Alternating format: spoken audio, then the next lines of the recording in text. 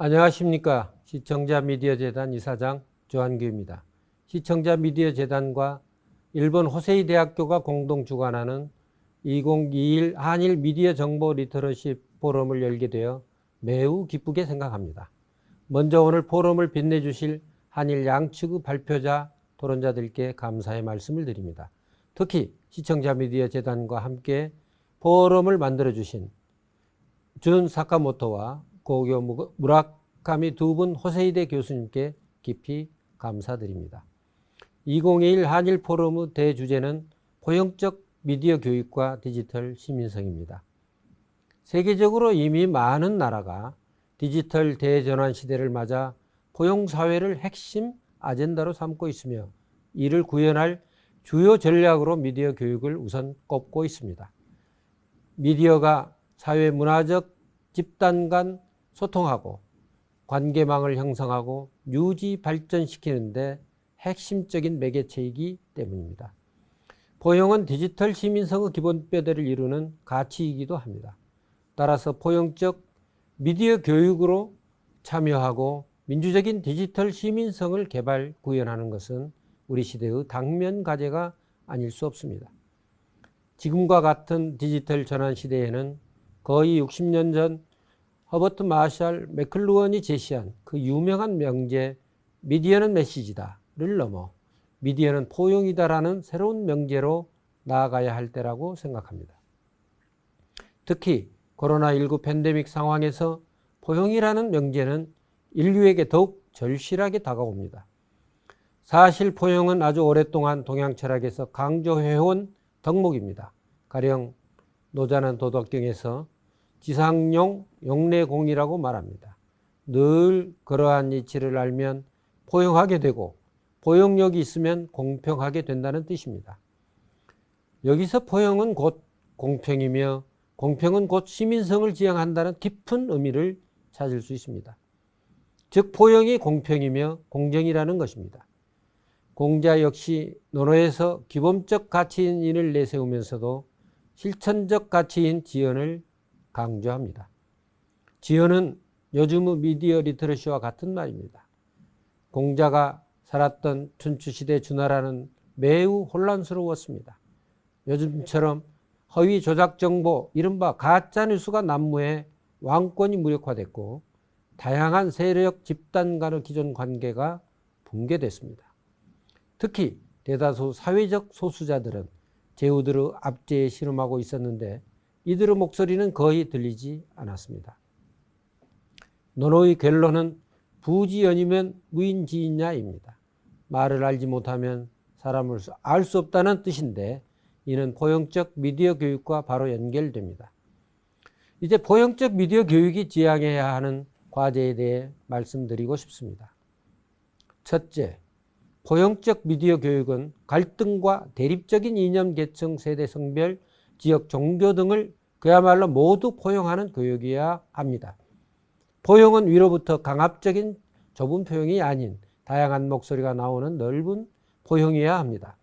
다양성을 부정하고 동질화하려는 강압적 포용은 단지 특정 기준에 맞지 않는다는 이유로 집단에 대한 혐오와 공격으로 치달았습니다. 다양한 집단 간의 상호 이해와 존중이라는 넓은 포용을 추구해야 용례공의 공, 즉 공평, 공정이 구현될 수 있습니다. 둘째, 사회적 소수자의 사회 참여를 꾀하고 이들을 위한 사회정의 실천에 교육의 초점을 맞춰야 합니다. 다시 말해 성, 계급, 지역, 나이, 장애 등의 다양한 사회적 범주에 따라 위계문화 속에서 사회적 소수자에 가해지는 폭력과 혐오에 맞서는 미디어 교육이어야 합니다. 이는 사회적 소수자에 대한 고정관념을 양산하는 콘텐츠를 비판하고 이에 맞서 자신의 목소리를 담은 콘텐츠를 창조하며 참여를 위한 사회적 공간을 창출하도록 이끌어야 합니다. 셋째, 디지털 시민성을 높이는 미디어 교육이어야 합니다. 디지털 사회에서 다양한 집단의 사람들과 조화롭게 살아가는 시민 노릇은 매우 중요합니다.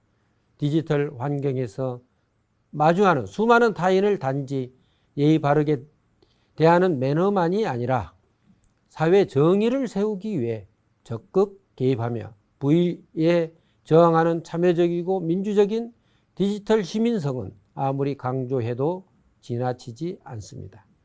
넷째, 포용적 미디어 교육은 뉴스와 엔터테인먼트, 광고, 인터랙티브 미디어에서 최근의 메타버스와 AI 저널리즘에 이르기까지 디지털 전환과 기술 발전으로 확장일로인 새로운 미디어를 포괄해 다루어야 합니다. 또한 미디어 교육은 다양한 관련 주체 간 협업 속에서 교육 효과를 극대화할 수 있습니다. 미디어 교육과 정책 전문가, 현장 교육 강사들이 함께 의견을 나누며 실질적이고 깊이 있는 대안을 도출하는 계기가 되기를 기대합니다.